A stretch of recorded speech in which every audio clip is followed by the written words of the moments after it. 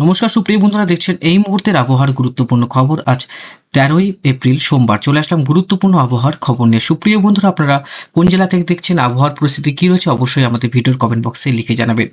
একটি ঘূর্ণিঝড় তৈরি হয়েছে প্যাসিফিক ওশান ফিলিপিন্সের কাছাকাছি। তো এই ঘূর্ণিঝড়ের প্রভাবে আমাদের ভারতবর্ষে কোনো ইফেক্ট থাকবে কিনা সমস্ত আপডেটই কিন্তু আপনাদের কাছে তুলে ধরবো বন্ধুরা। তো অবশ্যই ভিডিওটাকে ধৈর্য সহকারে সম্পূর্ণ দেখুন এবং বিস্তারিত আপডেটটি জানার জন্য সম্পূর্ণ ভিডিওটাকে দেখতে থাকুন। তো প্রথমেই আমি আসবো আমাদের ভারতবর্ষের আবহাওয়ার আপডেট। পশ্চিমবঙ্গের কোন কোন অঞ্চলে ব্যাপক ঝড় বৃষ্টি থাকবে, কোন কোন অঞ্চলে তাপপ্রবাহ থাকবে, কোন কোন অঞ্চলে শিলাবৃষ্টি থাকবে, সবকিছুই থাকবে এই প্রতিবেদনে। অবশ্যই ভিডিওটাকে ধৈর্য সহকারে সম্পূর্ণ দেখুন, অবশ্যই চ্যানেলটিকে সাবস্ক্রাইব করে রাখুন। তো প্রথমেই আমি আপনাদের কাছে তুলে ধরছি এই মুহূর্তের উপগ্রহ চিত্র কি রয়েছে। আস্তে আস্তে কিন্তু যে তাপমাত্রা বা তাপপ্রবাহ যেটা আমি বলি, সেটা কিন্তু বৃদ্ধি পাচ্ছে দক্ষিণবঙ্গের জেলাগুলোতে। আস্তে আস্তে তাপমাত্রা কিন্তু 40-এর পার আমরা লক্ষ্য করতে পারছি। পশ্চিমের জেলাগুলোতে সব থেকে বেশি হিট ওয়েভ চলবে। তাছাড়া দক্ষিণবঙ্গের উপকূলবর্তী অঞ্চলেও কিন্তু হিট ওয়েভ আমরা লক্ষ্য করতে পারি। ছিটফোঁটা মেঘ আমরা লক্ষ্য করতে পারছি বেলদা ও এরিয়ার কাছাকাছি। শ্যামপুর তমলুকের কাছাকাছি হালকা একটু বৃষ্টি আমরা লক্ষ্য করতে পারছি। রংপুর বাংলাদেশ সিলেটের কাছে বৃষ্টি লক্ষ্য করতে পারছি। ময়মনসিংহের দিকে সিলেটের দিকে বৃষ্টিপাত। ঢাকা খুলনা হিজা ফেনীতে একদম পরিষ্কার আকাশ। কলকাতা কৃষ্ণনগর সিউড়ি মালদা শিলিগুড়ি সমস্ত অঞ্চলে কিন্তু পরিষ্কার আকাশ রয়েছে। জলপাইগুড়ি ধূপগুড়ি কোচবিহার আলিপুরদুয়ার মেখলিগঞ্জ পানাগড়, তারপরে এদিকে কিষানগঞ্জ, তারপরে রায়গঞ্জ বালুরঘাট মালদা ধরিয়ান সমস্ত অঞ্চলেই পরিষ্কার আকাশ আমরা লক্ষ্য করতে পারছি। তো এই মুহূর্তে বঙ্গোপসাগরের পরিস্থিতি কি আছে এবং আরব সাগরের পরিস্থিতি কি রয়েছে দেখুন। বঙ্গোপসাগরে একটি সার্কুলেশন তৈরি হয়েছে, নিম্নচাপ তৈরি হয়েছে, প্রভাবে শ্রীলঙ্কাতে ভারী থেকে অতি ভারী বৃষ্টির সম্ভাবনা রয়েছে এবং সাউথের দিকে ভারী বৃষ্টি হওয়ার সম্ভাবনা রয়েছে বেঙ্গালুরু, বিশাখাপত্তনম এই সমস্ত অঞ্চলে। এদিকে ঘূর্ণিঝড়টা আপনারা সাইক্লোন যে রয়েছে সেটা আপনারা দেখতে থাকুন। দেখুন সাইক্লোনের যে চোখ বা আই যেটা কেন্দ্রবিন্দু সেটা আপনাদের কাছে লক্ষ্য করে দিচ্ছি। দেখুন এইটা হচ্ছে সাইক্লোনের যে চোখ সেটা আমরা লক্ষ্য করতে পারছি, দেখতে পাচ্ছেন। দেখুন এই অঞ্চলটায় কিন্তু ব্যাপক কিন্তু ঘূর্ণিঝড়। এখন যেটা আমরা গতিবেগ লক্ষ্য করতে পারছি সেটা 240 কিলোমিটার প্রতি ঘন্টা, মানে ক্যাটাগরি 5-এর একটি ঘূর্ণিঝড়। সেটা ফিলিপিন্সে তৈরি হচ্ছে। এর প্রভাবে ভারতবর্ষে কোনো ইফেক্ট থাকবে না। তো দক্ষিণবঙ্গে কোনো অঞ্চলে এই ঘূর্ণিঝড় আসবে না, তো ভয়ের কোনো কারণ নেই। তো মোটামুটি ক্যাটেগরি 5-এর ঘূর্ণিঝড় আমাদের দক্ষিণবঙ্গে প্রবেশ করলে সেটা অনেকটাই বিপর্যয় থাকবে, যেরকম আমফান হয়েছিল। তো তার থেকেও বড় এই ঘূর্ণিঝড় তৈরি হয়েছে ফিলিপিন্সে। এবার আমরা লক্ষ্য করব কোন কোন অঞ্চলে তাপপ্রবাহ এবং বৃষ্টিপাত। তাপপ্রবাহ যেটা হবে, আমরা ডাইরেক্ট যাব হচ্ছে চরম পূর্বাভাসে, সেখান থেকে তাপপ্রবাহটা লক্ষ্য করতে পারবো। মঙ্গলবার বুধবার বৃহস্পতিবার থাকছে তাপমাত্রা বৃদ্ধি পাচ্ছে, সব থেকে বেশি পশ্চিমের জেলাগুলিতে লক্ষ্য করতে পারছি। তারপরে 18 তারিখে আমরা লক্ষ্য করতে পারছি ব্যাপক পরিমাণে তাপমাত্রা বৃদ্ধি পাবে। এবার যদি আমরা সোজাসুজি তাপমাত্রার দিকে আসি, তাপমাত্রা কোথায় কত ডিগ্রি সেলসিয়াস আমরা লক্ষ্য করতে পারবো। মোটামুটি আমরা যদি যাই তাপমাত্রার দিকে, তাপমাত্রা মোটামুটি কত হওয়া উচিত এবং কত ডিগ্রি সেলসিয়াস রয়েছে এই মুহূর্তে দক্ষিণবঙ্গে। এই মুহূর্তে যে তাপমাত্রা আমরা লক্ষ্য করতে পারছি, দেখুন 40 ডিগ্রির কাছাকাছি তাপমাত্রা পৌঁছে যাচ্ছে। সিউড়ির দিকে দেখুন 38-40 ডিগ্রি কাছাকাছি। এই তাপমাত্রা কিন্তু নর্থে একদম সামান্য 31 থেকে 32। যেই আমরা মালদার দিকে আসলাম তখনই সেটা 40 ডিগ্রি কাছাকাছি পৌঁছে যাচ্ছে। পশ্চিমের জেলাগুলোতেই আছে। দক্ষিণবঙ্গের কলকাতার তাপমাত্রা কত রয়েছে সেটা আমরা দেখি 35, সামান্যই রয়েছে, অতিরিক্ত নেই। আমরা মোটামুটি 15 তারিখের আপডেটটা দেখি। 15 তারিখে কত ডিগ্রি তাপমাত্রা সেলসিয়াস লক্ষ্য করা যায়।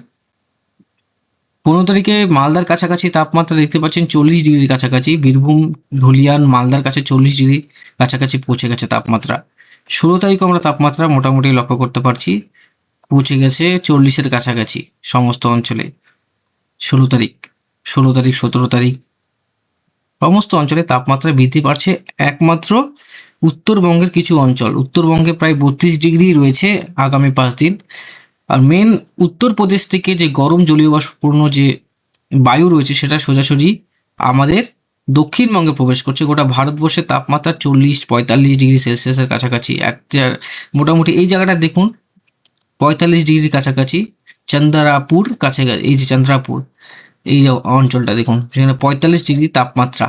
তাহলে ভাবুন যে কত ডিগ্রি তাপমাত্রা বাড়তে পারে আমাদের দক্ষিণবঙ্গে।